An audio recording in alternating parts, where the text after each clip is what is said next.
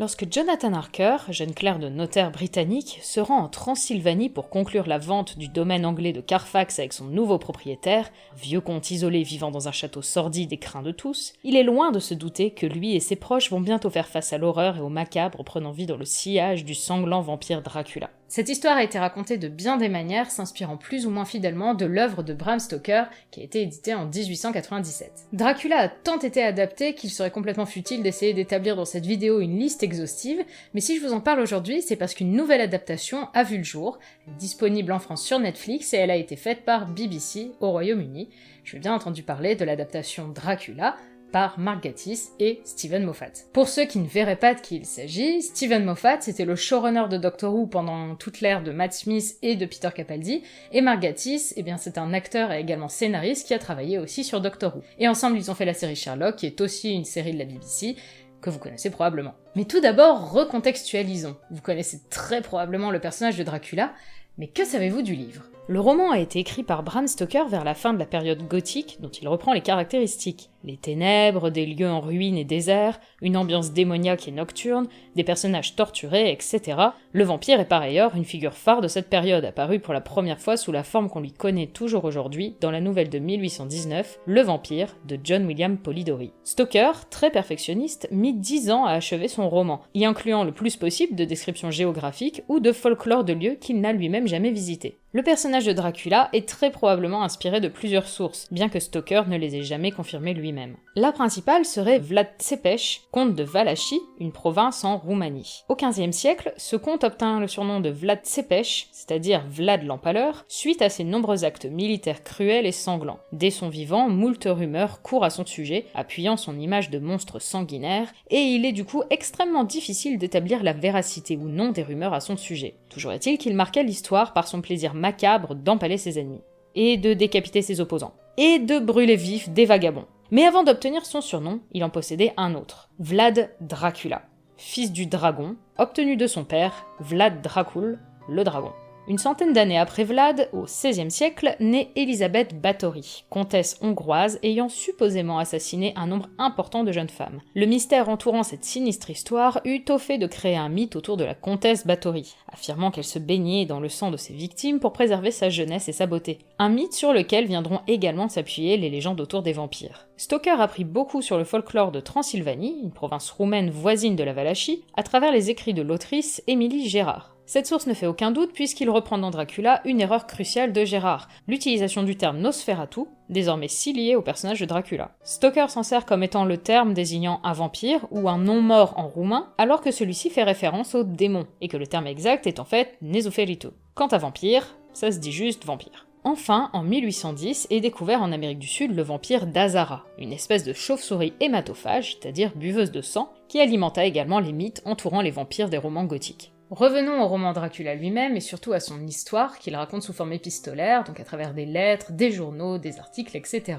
On y suit une flopée de personnages, aucun ne ressortant vraiment comme le principal de l'histoire. Dracula, le comte vampire transylvanien, n'est au final pas très présent. Il reste cependant une menace permanente flottant au-dessus des autres protagonistes. Le docteur Abraham Van Helsing est un professeur néerlandais de talent, bien déterminé à faire tomber coûte que coûte Dracula. Jonathan Harker est un clerc de notaire envoyé en Transylvanie pour conclure une vente avec Dracula. Mina Murray est la fiancée de Jonathan, vive d'esprit et n'ayant pas froid aux yeux. Lucy Westenra est la meilleure amie de Mina et une jeune femme très agréable et appréciée dans son milieu. Elle est courtisée par 3 hommes simultanément, mais jette son dévolu sur Arthur Holmwood, un gentleman de la haute société dévoué corps et âme à sa fiancée et ami avec les 2 autres hommes éconduits par celle-ci, Quincy Morris, un texan au courage infaillible, et le Dr Seward, directeur de l'hôpital psychiatrique jouxtant le domaine acheté par Dracula et dans lequel est interné Monsieur Renfield, zoophage intellectuel se nourrissant de mouches, d'araignées ou de bêtes plus volumineuses et manipulé par Dracula qui lui promet de plus grosses proies contre son obéissance. Ce roman se découpe plus ou moins en plusieurs actes qu'on retrouve dans la plupart des adaptations. Harker arrive en Transylvanie et est séquestré par Dracula.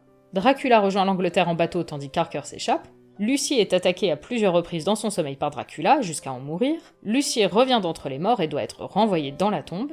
Les amis de Lucy se liguent pour faire tomber Dracula. Dracula est traqué puis détruit. Les adaptations de ce livre sont très nombreuses, mais aussi, assez paradoxalement, vraiment très variées et très différentes, car en fait ce livre on peut le prendre de bien des manières. Avec un livre aussi dense, on n'a pas vraiment le choix, il faut faire des concessions quand on l'adapte. On va donc garder une partie du roman plutôt qu'une autre, ou bien alors on va décider de supprimer des personnages, ou alors de diminuer leur rôle, ou bien d'échanger leur rôle, etc. L'une des plus connues est la version d'Universal Studios datant de 1931, et réalisée par Todd Browning, également réalisateur de Freaks. Si on peut retenir de cette adaptation sa relative fidélité à la majorité de la trame du roman, ainsi que l'iconique prestation de Bela Lugosi en Dracula, il faut tout de même noter la relative pauvreté de l'œuvre, simplifiant au plus la psychologie des personnages ou les inversant pour en supprimer certains et faire un peu de place dans ce chaos. De façon assez fascinante, certains de ces changements de construction et de rôle seront gardés dans de nombreuses autres adaptations du roman à l'écran. La seconde plus connue est très probablement Bram Stoker's Dracula de Francis Ford Coppola, dans lequel c'est au tour de Gary Oldman d'interpréter le célèbre conte. Sur la dizaine d'adaptations que j'ai regardées pour préparer cette vidéo, il s'agit de celle qui m'a semblé le plus fidèle, non pas au livre, mais à l'esprit de celui-ci. Les ajouts historiques en tout genre collent tout à fait à la rigueur descriptive employée par Bram Stoker, et il me semble que si vous ne deviez voir qu'une seule adaptation, celle-ci serait la plus pertinente au niveau de la qualité et de l'intérêt. On pourrait également s'étendre sur Nosferatu le vampire de Murnau, adapté du roman sans l'autorisation des ayants droit et comptant donc de nombreuses variantes, notamment au niveau des noms des personnages, Dracula devenant ici par exemple le comte Orlok. Ces modifications ne suffirent pas à satisfaire la veuve de Stoker qui obtint au tribunal l'ordre de détruire toutes les copies, ce qui fut un relatif échec puisque de nombreuses copies restèrent en circulation. Cette version modifiée aura le droit à un remake par Werner Herzog en 1979, Nosferatu, fantôme de la nuit, qui reprend les modifications de Nosferatu, les noms des personnages de Dracula, et modifie toute la structure et une bonne partie de l'histoire classique, donnant un patchwork final des plus intéressants, bien que très éloigné du roman. Notons enfin Le Cauchemar de Dracula, premier des nombreux films du studio Hammer mettant en scène le personnage joué par Christopher Lee, faisant face ici à Peter Cushing dans le rôle de Van Helsing.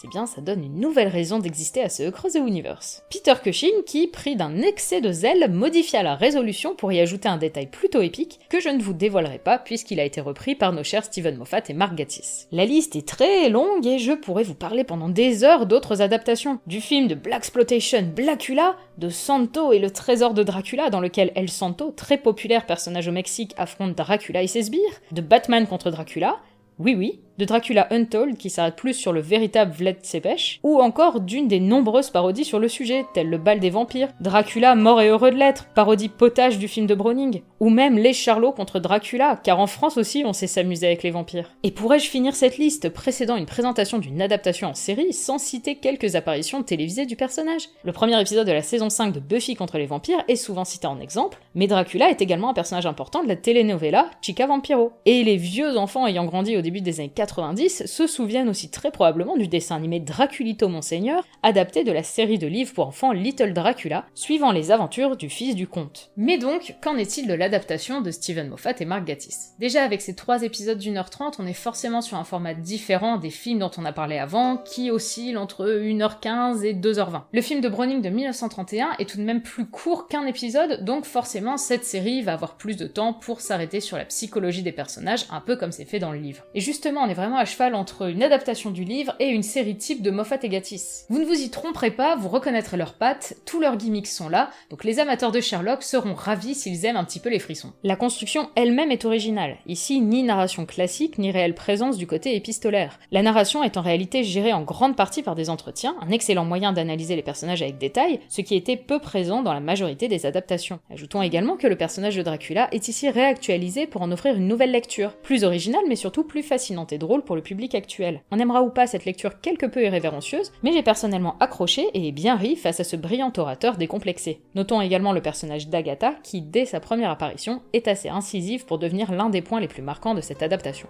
Chaque épisode s'attarde sur une partie du roman. Jonathan en Transylvanie, le voyage de Dracula en bateau, et coucou toi, puis l'arrivée de Dracula au Royaume-Uni. Il m'est difficile de m'étendre plus sur l'histoire, car vous connaissez Moffat et Gatiss, ils n'ont de cesse de vouloir nous surprendre. Je peux néanmoins vous dire que ces 3 épisodes sont radicalement différents l'un de l'autre. Là où le premier a un style gothique et morbide assez prononcé, le deuxième est plus porté sur le mystère et le doute. Le troisième est au final celui qui m'a semblé être le moins intéressant du point de vue du style, me laissant finir cette série sur une note moins dithyrambique que celle que j'avais en tête lors des 2 premiers épisodes, mais beaucoup seront probablement plus touchés que moi par ces choix de réalisation. Mais dans l'ensemble, même si cette adaptation de Dracula Dracula ne restera probablement pas comme l'une de mes favorites, elle est riche, surprenante et tente de jouer avec la légende de Dracula via des angles jamais abordés par les autres adaptations. Et sa lecture de l'œuvre de Bram Stoker est du fait fascinante. C'est une série ancrée dans son époque, de par les modifications apportées ou même des thématiques poussées en avant, mais elle sait apporter un nouveau vent de fraîcheur sur une histoire rongée jusqu'à la moelle. Je ne peux donc que vous conseiller de donner sa chance à cette mini-série qui saura probablement vous surprendre à bien des égards. Si vous l'avez déjà vu, laissez-nous votre avis en commentaire en essayant de ne pas spoiler s'il vous plaît. Sur ce, c'est ici que je vous laisse et je vous dis à très vite pour découvrir une nouvelle œuvre de l'autre côté du Universe.